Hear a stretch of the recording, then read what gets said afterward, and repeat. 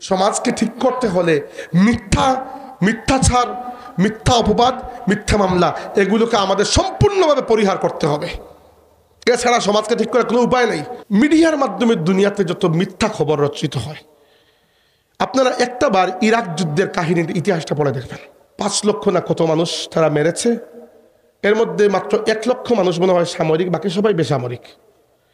আর জিজ্ঞাসা করা হয়েছিল যে অস্ত্র সাদ্দাম হোসেনের কাছে আছে, অস্ত্র খুঁজে পেয়েছ? তো আমেরিকার প্রেসিডেন্ট বলেছেন না, খুঁজে পাই নাই, তত্ত্বটি ভুল ছিল, সরি। শেষ। This is the power of media and this is the misuse of media. 5 লক্ষ মানুষ মারার পরে আপনি বললেন তত্ত্বটা ভুল ছিল। এই হচ্ছে দুনিয়ার অবস্থা। এবং এখান থেকে এবার আপনি আমাদের সোশ্যাল মিডিয়ার কথা চিন্তা করে, আজকের যুগে সোশ্যাল মিডিয়ায় এই পরিমাণ মিস ইনফরমেশন, রাজনৈতিকভাবে আমাদের দেশে একে অন্যের নামে মিথ্যা মামলা দেওয়া হয় সম্পূর্ণ মিস ইনফরমেশনের উপর ভিত্তি করে। ইয়া আইয়ুহাল্লাযীনা আমানু ইন জাআকুম ফাসিকুম বিনাবাইন ফাতাবায়ানু আন তুসিবু কওমান বিজাহালাতিন ফাতুসবিহু আলা মা ফাআলতুম নাদিমিন। আমাদের আজকের যুগের জন্য বড়ই রিলেভেন্ট। এটা নিয়ে 1 ঘন্টা কথা বললে কথা কম হবে। আল্লাহ বলছেন, হে ঈমানদাররা, যদি কোনো ফাসিক ব্যক্তি, ফাসিক মানে কি? পাপাচারী, মানে পাপের উপরে পাপ, মিথ্যা কথা, বেঈমানি, আন্দাজি, অশ্লীল ব্যক্তি, কোনো নির্ভরতাহীন ব্যক্তি তোমাদের কাছে কোনো সংবাদ নিয়ে আসে, তাহলে ওই সংবাদের উপর রিয়েক্ট করার আগে ওই সংবাদটি ফাতাবাইয়ানু, একবার তদন্ত করে যাচ করে দেখো। কি জন্য? কারণ হতে পারে তার পক্ষ থেকে কোনো খবর পেয়ে লাফ দিয়ে গিয়ে তুমি অন্য কারোর উপর হামলা করে দেবে, আর পরে দেখবে ওই ব্যক্তি মিথ্যা বলেছিল, মিথ্যা তথ্য দিয়েছিল, পরবর্তীতে তোমার নিজের কাজের জন্য তুমি লজ্জা পেয়ে যাবে। আল্লাহ পাক কিরকম আমাদেরকে শিক্ষা দিচ্ছেন আজকের যুগে। দেখেন, মিডিয়াকে দুনিয়াতে নিশ্চয়ই তৈরি করা হয়েছিল মানুষের কাছে সংবাদ পৌঁছানোর জন্য, তাই না? মিডিয়া হয়ে গেছে দুনিয়ার মধ্যে সাথে বেঈমান মিডিয়া। আপনাদেরকে বলছি না, আমি ইন জেনারেল মিডিয়া বলছি, কাউ উদ্দেশ্য করে দেয়। মিডিয়ার মাধ্যমে দুনিয়াতে যত মিথ্যা খবর রচিত হয়, আপনারা একটা বার ইরাক যুদ্ধের কাহিনীর ইতিহাসটা পড়ে দেখবেন। ওই সময় আমেরিকার পক্ষ থেকে ইরাকের উপর যে হামলা করা হয়েছিল, জাতিসংঘ ওই হামলায় রাজি না। একমাত্র ইউরোপের মধ্যে ইংল্যান্ড ছাড়া আর কোনো একটা রাষ্ট্র আমেরিকার সাথে যাতে রাজি নয়, আমরা ইরাকে হামলা করব না। তখন আমেরিকার 2 মন্ত্রী, একজনের নাম হচ্ছে কলিন পাওয়েল, আরেকটার নাম কি জানিছিল, ডিক চেনি না কন্ডোলিজা রাইস, কি এরকম কিছু একটা নাম ছিল। এরা একটা প্রোপাগান্ডা তৈরি করলো যে সাদ্দাম হোসেনের কাছে এমন অস্ত্র আছে, the weapon of mass killing, পৃথিবীর মানুষকে মেরে ফেলতে পারবে এক মুহূর্তে, এরকম অস্ত্র আছে। হুদাই সাদ্দাম হোসেনের কাছে অস্ত্র কই থেকে থাকবে? সাদ্দাম ইরাক কি এত ধনী ছিল নাকি? তো যে অস্ত্র আমেরিকার কাছে নেই, ওই শুধু ইরাকের কাছে থাকার কথাই তো না। আচ্ছা, ওই সময় যে মিডিয়াগুলো ওই জায়গায় রোল প্লে করেছিল, বিবিসি, CNN, এরা দুনিয়াকে বারবার মানে লাফিয়ে লাফিয়ে বুঝিয়েছে আসলেই সাদ্দামের কাছে এরকম কিছু একটা আছে। এভাবে বারবার বলতে বলতে একটা মিথ্যা যদি প্রত্যেক দিন আপনার কানের কাছে বারবার বলা হয়, এক সময় আপনিও তো বলবেন যে না, মনে হয় কিছু না কিছু রাইট। এই কাজ করেছে মিডিয়া। পরবর্তীতে 11 বছর ইরাকে যুদ্ধ হয়েছে। বারাক ওবামার সময় যখন যুদ্ধ শেষ হয়েছে, তখন দেখা গেছে যে মোট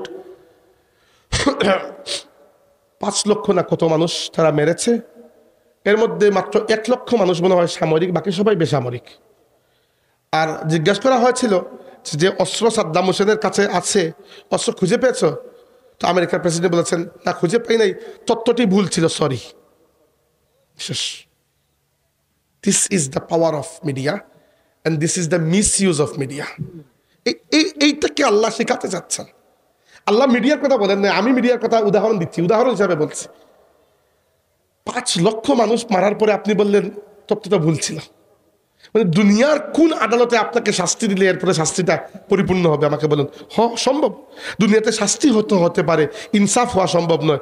ইনসাফ তখন হবে যখন আল্লাহ জাহান্নামে আপনাকে ঢুকাবেন, চামড়া জ্বলবে, চর্বি গলে গলে পড়বে, কিন্তু মৃত্যু আসবে না। মৃত্যু তো একবারই আসবে। এরপরে আল্লাহ আবার নতুন চামড়া লাগিয়ে আবার ঢুকাবেন, আবার বের করবেন, আবার ঢুকাবেন, এরপরে গিয়ে যদি শাস্তি সম্পন্ন হয়। তো এই হচ্ছে দুনিয়ার অবস্থা। এবং এখান থেকে এবার আপনি আমাদের সোশ্যাল মিডিয়ার কথা চিন্তা করে, আজকের যুগে সোশ্যাল মিডিয়ায় এই পরিমাণ মিস ইনফরমেশন, যে কোনো সময় যে কোনো মানুষের ব্যাপারে, যে কোনো মানুষের চরিত্র হননের করে, যে বিষয় সম্পর্কে কারো কোনো ধারণাই নাই, একেবারে মিথ্যা খামোখা অপবাদ মানুষের নামে, এগুলো ছড়ায় না মিডিয়া বেশি। আপনি একটা ভালো কথা লিখে দেখেন, মানুষ দেখবেই না। হ্যাঁ, কারো কারো অ্যাকাউন্ট একটু পপুলার, নামেই মানুষ দেখে ফেলে, একটু, সবার তো এরকম অবস্থা না। কিন্তু আপনি এখানে একটা মানুষকে ডিফেম করে, ক্যারেক্টার অ্যাসোসিয়েশন করে কিছু একটা দিয়ে দেখেন, সম্পূর্ণ বাজার দেখবেন মানুষ ওটা খাবেও।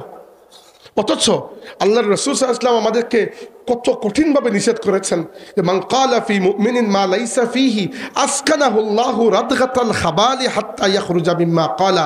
যে ব্যক্তি কোনো মুসলমানের ব্যাপারে এমন কোনো কথা বলবে, এমন কোনো মিথ্যা অপবাদ দিবে যা ওই মুসলমানের মধ্যে নাই, ওই মুসলমান করে নাই, আল্লাহ ওই অপবাদ দেওয়া ব্যক্তিকে কিয়ামতের দিন রাদগাতুল খাবালের মধ্যে চুবিয়ে রাখবেন। রাদগাতুল খাবাল হচ্ছে সেই কূপ যেখানে গিয়ে জাহান্নামীদের রক্ত এবং পুঁজ গিয়ে জমা হবে, ওইখানে আল্লাহ চুবিয়ে রাখবেন এবং বলবেন ওই কথা রিট্র্যাক্ট করে এখান থেকে বের হয়ে যাও, এর আগে বের হতে পারবে না। কিন্তু আমাদের সমাজে মানুষের নামে মিথ্যা ছড়ানো হয় না? কত মানুষের সামনে নামে মিথ্যা বদনাম ছড়ানো হয়। পলিটিক্যালি তো হয়, সামাজিকভাবেও হয়, ধর্মীয় ক্ষেত্রেও হয়, রাজনৈতিকভাবে আমাদের দেশে একে অন্যের নামে মিথ্যা মামলা দেওয়া হয়, সম্পূর্ণ মিস ইনফরমেশনের উপরে ভিত্তি করে। রাসূল সাল্লাল্লাহু আলাইহি ওয়াসাল্লাম বলেছেন মান খাসামা ফি বাতিলিন ওয়া হুয়া ইয়ালামুহু লা ইয়াজাল ফি সাখাতিল্লাহি হাত্তা ইয়ানজিআ আনহু আও কামা ক্বালা সাল্লাল্লাহু আলাইহি ওয়াসাল্লাম। বলেছেন যে ব্যক্তি জেনে শুনে কারো উপর মিথ্যা মামলা দেয়, ওই মামলাটি প্রত্যাহার করার আগ পর্যন্ত ওই ব্যক্তিকে আল্লাহর রাগ, আল্লাহর গজব ওই ব্যক্তিকে আষ্টে পৃষ্ঠে জড়িয়ে রাখে, নাউযুবিল্লাহ। তো ওই ব্যক্তি মিথ্যা মামলাটি প্রত্যাহার করার আগ পর্যন্ত যদি মারা যায়, এরপরে কবরের সোয়াল জবাব কি আর সোয়াল জবাব না হইলেই কি, আপনি আল্লাহর রাগের ভেতরে মারা গেছেন, এবার ডিরেক্ট জাহান্নাম আর কি। কিন্তু আমাদের সমাজে কি মিথ্যা মামলা দেওয়া হয় না? এই মিথ্যা মামলায় মিথ্যা সাক্ষী দেওয়া হয় না, সাক্ষী উপস্থিত করা হয় না? কবিরা গুনার মধ্যে একটা গুনাহ হচ্ছে মিথ্যা সাক্ষী দেওয়া। কবিরা গুনার মধ্যে সূরা ফুরকানের মধ্যে আল্লাহ পাক মানে তার প্রিয় বান্দাদের যে গুণ বয়ান করেছেন, এর মধ্যে একটা গুণ হয়েছে এরা মিথ্যা সাক্ষী দেয় না। কিন্তু আমাদের সমাজে চলে এই যে বিষয়গুলো। সমাজকে ঠিক করতে হলে মিথ্যাচার, মিথ্যা অপবাদ, মিথ্যা মামলা, এগুলোকে আমাদের সম্পূর্ণভাবে পরিহার করতে হবে। এছাড়া সমাজকে ঠিক করার কোনো উপায় নেই। বাজারে এসে ইনিয়ে বিনিয়ে মানুষের নামে বদনাম করা, ফেসবুকে মানুষের ক্যারেক্টার অ্যাসাসিনেশন করা, কোনো জায়গায় আরেকজনের ঠুটে ওঠার জন্য অন্য এক ভাইয়ের ব্যাপারে গিয়ে বদনাম করা, এই বিষয়গুলো সাহাবা কেরাম এমনভাবে নিজের জীবন থেকে সরিয়ে দিয়েছিলেন, সুবহানাল্লাহ। একটা শুধু ছোট্ট ঘটনা বলি। তাবুকের যুদ্ধে যাওয়ার সময় সাহাবা কেরাম পথ চলছেন। এখন আল্লাহ রসুলের অভ্যাস ছিল রাতে যতটুকু সম্ভব যাওয়া যায়, কারণ দিনের বেলা মরুভূমিতে তীব্র গরম থাকে, তাই দিনের একটু তারা রেস্ট করেন। তো যখন রাতের বেলা পথ চলে একটা জায়গায় পৌঁছেছেন, ফজরের নামাজ শেষ করে আল্লাহ রসুল বললেন যে চলো আমরা আর একটু চলি, সূর্য উঠার পরে আমরা রেস্ট নেবো, একটু সূর্য উঠে না এখন আমরা একটু চলি। তো চলছেন, ওই সময় দেখা গেল আল্লাহ রসুল সাল্লাল্লাহু আলাইহি ওয়াসাল্লামের এই যে উট একেবারে একা একটা জায়গা চলছে, 30,000-এর মতো সাহাবা যে যার যার ইয়ের উপরে, উটের উপরে ঘুমাচ্ছেন। মানে তন্দ্রা, ওই সময় তো ঘুমের টাইম, একটু তন্দ্রা চলে আসছে। আর যেই মাত্র উট বুঝতে পেরেছে যে আমার উপরে সবারই ঘুমাচ্ছে, উট রাস্তা ছেড়ে খাবারের সন্ধানে অন্যদিকে চলে গেছে। উটকে যতক্ষণ আপনি লাইনে রাখবেন, উট লাইনে রাখবেন, সে খাবারের সন্ধান চলে যাবে। একমাত্র একজন সাহাবী মুআজ ইবনে জাবাল রাদিয়াল্লাহু আনহু, তিনি বলেছেন আমি আল্লাহর রাসূল সাল্লাল্লাহু আলাইহি ওয়াসাল্লামের উটকে একেবারে ফলো করে একেবারে উটের সাথে লেগে লেগে আমি চলছি, আমার উট। এক সময় গিয়ে রাসূল সাল্লাল্লাহু আলাইহি ওয়াসাল্লামের উট একটা হুচট খেয়ে গেল। যেই মাত্র আল্লাহ রাসূলের উট হুচট খেলো, উটটি মানে একটু সৎবিত ফিরে পেল, আর সাথে সাথে আমার উটও একটু উত্তেজিত হয়ে গেল। একটা উটকে দেখে আরেকটাই উট রাসূল সাল্লাল্লাহু আলাইহি ওয়াসাল্লামের হাউদার ছিল উপরে, নড়ে উঠলো। আল্লাহ রসুল একটু পেছনে চাইলেন, মানে মাথা নিচের দিকে দিয়ে একটু, আল্লাহ রসুলও একটু তন্দ্রা মতো হয়েছিল, ঘুমাচ্ছিলেন, চাইলেন। সে জিজ্ঞেস করলেন এখানে কে? আমি বললাম আমি মুআজ ইবনে জাবাল।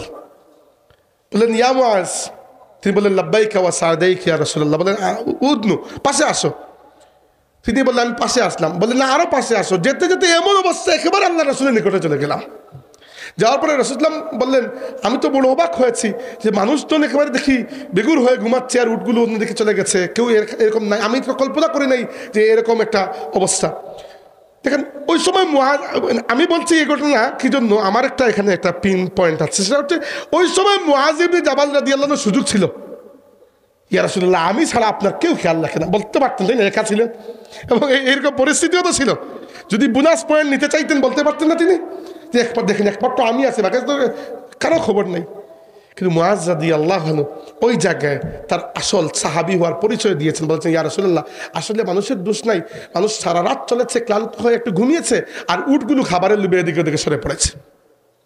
রাসূল সাল্লাল্লাহু আলাইহি ওয়াসাল্লাম ওই জায়গায় নিজেকে সুপারম্যান বলেন নাই যে না ঠিক আছে তারা কেন ঘুমালো, আমি তো ঘুমাই নেই। আল্লাহ রাসূল সাহাবীদের লজ্জাকে ঢেকে দেওয়ার জন্য বলেছেন, সমস্যা না, আমি নিজেও তো ঘুমাচ্ছিলাম। এটা আল্লাহ রাসূলের মুরুদ, বলছেন সমস্যা, আমি নিজেও ঘুমাচ্ছিলাম। তখন মুআজ বলে, ইয়া রাসূলুল্লাহ, আমি আপনাকে এটা প্রশ্ন করতে চাই। এই বলে একটা দুটো প্রশ্ন করেছেন। ওই সময় একাপে যাক, প্রশ্ন উদ্দেশ্য না, উদ্দেশ্য হচ্ছে দেখেন যে মুহূর্তে সবচেয়ে বেশি, মানে উদাহরণ দিচ্ছি, একটা দল, একটা সংগঠন, ওই সংগঠনের প্রেসিডেন্ট তিনি একটা এমন অরক্ষিত অবস্থানে যেখানে তার সুরক্ষাদানকারী আপনি ছাড়া আর কেউ নাই, আপনি দলের সদস্য। ওই সময় যদি তিনি জিজ্ঞেস করে আপনাকে, শুধু তুমি আছো, আমার সাথে আর কেউ নাই, তখন তো এটা সুবর্ণ সুযোগ সবাইকে পাস করে পরেরবার সহসভাপতি হওয়ার। দেখেন, আমি ছাড়া তো আপনার আর কোনো সাহারা নাই।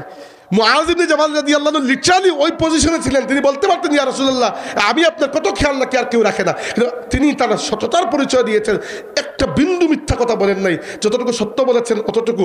আর আল্লাহ রাব্বুল আলামিন তার এই সততাকে এমনভাবে কবুল করেছেন, আল্লাহর রাসূল সাল্লাল্লাহু আলাইহি ওয়াসাল্লাম বলেছেন, কিয়ামতের ময়দানে সবাই যার যার ইমামদের পেছনে যাবে। ইমাম বলতে ওই গ্রুপের যে বড় ইমাম, আর আলিম উলামা যারা আছেন তারা মুআজ ইবনে জাবালের নেতৃত্বে জান্নাতে গিয়ে প্রবেশ করবেন। সম্মানিত হাজিরিন, আমি আর এই আয়াতেই শেষ করছি, একটা আয়াত শেষ করছি। আল্লাহ রাব্বুল আলামিন পরের আয়াতে বলেছেন, এই আয়াত তো বুঝতে পেরেছেন যে কোনো মানুষ খবর নিয়ে যদি আসে, হঠাৎ করে ফেসবুকে দেখেন একটা খবর, হুট করে লাফ দিবেন না, হুট করে রিয়াকশন দেবেন, আল্লাহর ওয়াস্তে এটাকে তদন্ত করবেন। এটা আজকের সমাজের জন্য সবচেয়ে জরুরি একটা বিষয়।